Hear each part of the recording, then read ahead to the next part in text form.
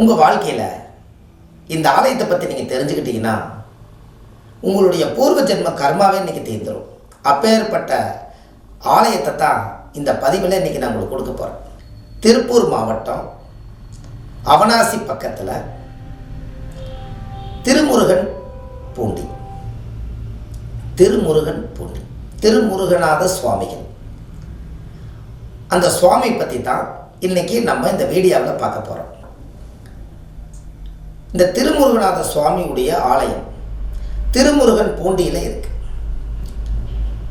இது அவனாசி பக்கத்தில் திருமுருகநாத சாமின்னு நீங்கள் கூகுளில் சர்ச் பண்ணிங்கன்னா இந்த கோவில் கரெக்டாக உங்களை கொண்டு வந்து சேர்த்திடும்.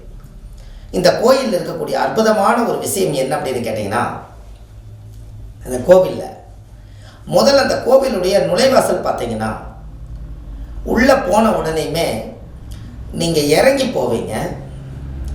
கடவுளை சாமி தரிசனமெல்லாம் பண்ணிவிட்டு திருச்செந்தூர் முருகர் மாதிரி மேலே நோக்கி வருவீங்க. உங்கள் கர்மாவை எல்லாம் இறக்கி வச்சுட்டு கடவுள்கிட்ட கொண்டு போய் சமர்ப்பணம் பண்ணிவிட்டு போகும்போது அந்த சுவாமி முருகநாத சுவாமியும் சிவாலயத்தை நீங்கள் பார்த்துட்டு நீங்கள் புண்ணியத்தை வாங்கிட்டு மேல் நோக்கி வருவீங்க. உங்கள் வாழ்க்கையும் மேல் நோக்கி வளரும். அப்படி அந்த காலத்தில் இந்த திருமுருகநாத சுவாமியுடைய ஆலயத்தில் அற்புதமான ஒரு சிவ ஆலயத்தை தான் இந்த பதிவில் இன்றைக்கி உங்களுக்கு சொல்கிறேன். இந்த கோவிலில் உங்களுக்கு என்ன ஒரு அதிசயம் கேட்டிங்கன்னா, வருஷத்தில் 3 முறை சூரிய ஒளி சிவபெருமானுக்கே காட்சி கொடுக்கும். அந்த இயற்கை சீற்றம் பார்த்தீங்களா, உங்கள் வாழ்க்கையில் சிவபெருமானுக்கே காட்சி கொடுக்குது. 3 நாளைக்கு அப்படியே சூரியன் அந்தி சாயும் பொழுது நேரம் அப்படியே சூரியன் அந்த கோவிலில் அப்படியே கீழே படிப்படியாக அந்த சிவ ஆலயத்தினுடைய கருவறையை பின்னாடி அப்படியே பார்த்தீங்கன்னா ஒரு ஃபோக்கஸ் லைட் எவ்வளோ பவர் இருக்குமோ அவ்வளோ பவர் சிவனுக்கு பின்னாடி ஃபுல்லாக கொஞ்சம் நேரம் இருக்கும். எல்லா மக்களும் போய் அதிசயமாக ஆன்மீகமாக ரொம்ப சந்தோஷமாக போய் எல்லாரும் சாமி கும்பிட்டு வருவாங்க. இதை அடியேன் நான் இதை உங்களை பார்த்துருக்கேன். இந்த ஸ்தலத்தில் என்ன ஒரு யோகம்னு கேட்டிங்கன்னா, 6 முகம் உள்ள கடவுள், 6 முகம் முருகநாதர் சுவாமி இருக்குது.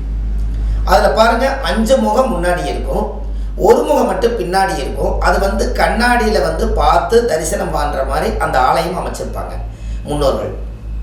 இந்த ஆலயம் 1000 ஆண்டுகளுக்கு முன்பு பழமையான ஆலயம்.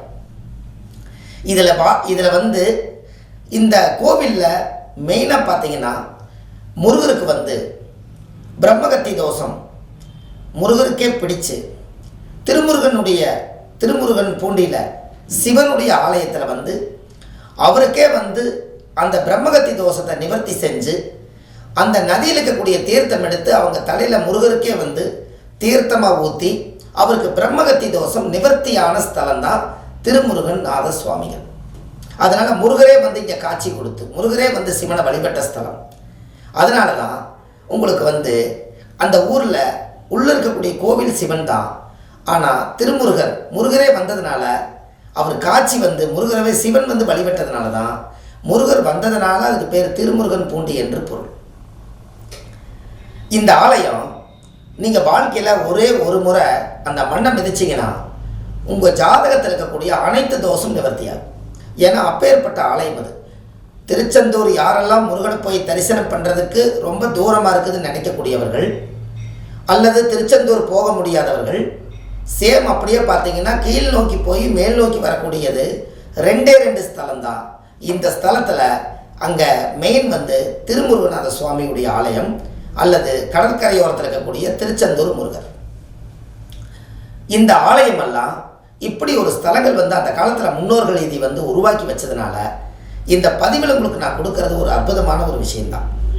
அதனால தான் கண்டிப்பாக இந்த ஆலயத்தை பற்றி நீங்கள் தெரிஞ்சுக்கணும். இந்த கோவிலில் நீங்கள் உள்ளே போன உடனே முருகர் ஃபஸ்ட்டு எடுத்தோடனே உங்களுக்கு முருகர் தான் காட்சி கொடுப்பாரு. அதுக்கப்புறம் நீங்கள் சிவனை வழிபாடு பண்ணிவிட்டு நீங்கள் வெளியில் வந்தீங்கன்னா உங்களுக்கு நவகிரகம் காலபைரவர், உங்களுக்கு காலத்தை நிர்ணயம் பண்ணக்கூடியவர் காலபைரவர், உங்கள் வாழ்க்கையில் இருக்கக்கூடிய எல்லா தோஷத்தையும் நிவர்த்தி பண்ணுறதுக்காக பல தெய்வங்கள் தட்சணாமூர்த்தியோடு சேர்த்து எல்லா தெய்வத்தையும் அந்த காலத்திலே முன்னோர்கள் அதை உருவாக்கி வச்சுருக்காங்க. அப்போ இந்த திருமுருகன் பூண்டியில் நீங்கள் செவ்வாதோஷம் யாருக்கெல்லாம் ஜாதகத்தில் செவ்வாய் தோஷம் இருக்கிறதோ, ஏன்னா முருகன் வந்தாலே அது மேசமும் விருச்சிகம் தான் வரும், அது செவ்வாயுடைய வீடாக தான் வரும். அப்போ யாருடைய ஜாதகத்தில எல்லாம் செவ்வாய் தோஷம் ஒருத்தருக்கு இருக்கிறதோ அவங்க வந்து திருமுருகநாத சுவாமி திருமுருகன் பூண்டியில் வந்து 6 விளக்கு ஏற்றி தேங்காய் பழம் பூமாலை கல்கண்டு வாங்கி அர்ச்சனை பண்ணி நீங்கள் வழிபட்டு போனீங்கன்னா உங்கள் ஜாதகத்தில் இருக்கிற தோஷமெல்லாம் நிவர்த்தியாகும்.